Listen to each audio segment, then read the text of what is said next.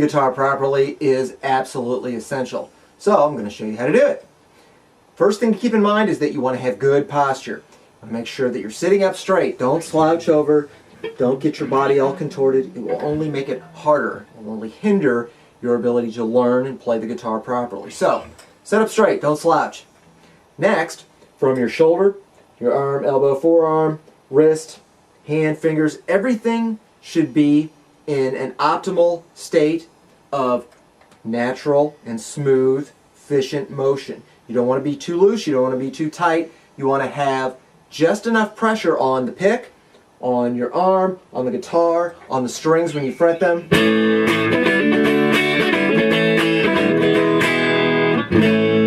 So that you can accomplish any motion that's necessary to play the guitar. The next thing is a strap. You want to make sure you have a good strap that's adjustable. The strap typically attaches to the guitar in two places. Normally what you've got is a front strap button and a back strap button. Almost every guitar, acoustic or electric, has the back strap button. Some acoustic guitars do not have a front strap button, either here or here. What they have instead is a little piece of cloth or leather that ties through the strings at the top of the headstock. I don't recommend that.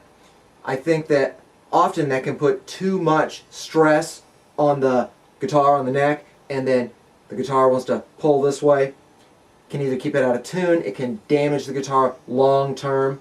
I don't recommend that. I recommend an adjustable strap that has two strap buttons here and here. You want to make sure that the strap is adjusted to the optimal length for your shoulders and torso. You want the guitar to hang. You want the strap to keep it there in place. You don't want to be holding up the guitar with your hands or your arms, because the job of your hands and arms is to play the guitar.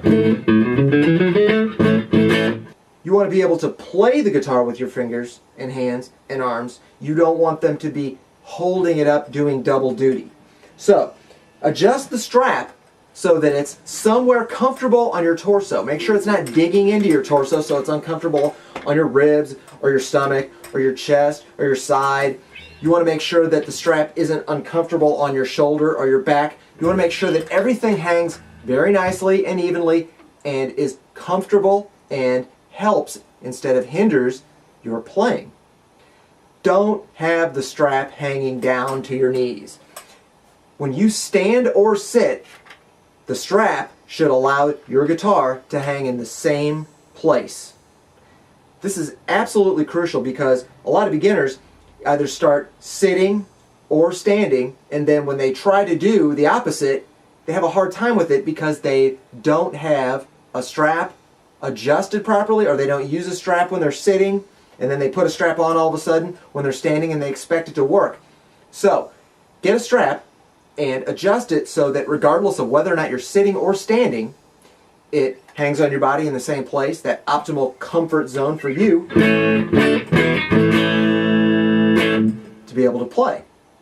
The other thing is that you want to make sure that the strap holds the guitar body right where you need it for a natural place for your arm to fall across the strings, and for your fretting hand to hold the neck. You want to make sure that it's in a really good place so that your fingers can come all the way around the front of the neck, so that your thumb can be back here behind the neck, so that your arm can gently, gradually curve all the way around.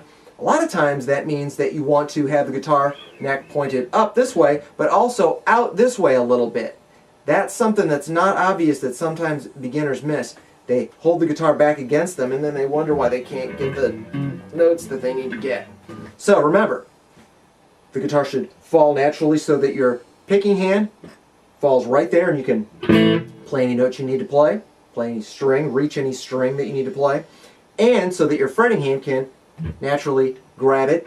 The neck comes up this way a little bit and out this way a little bit, and then you found the optimal strap length for you.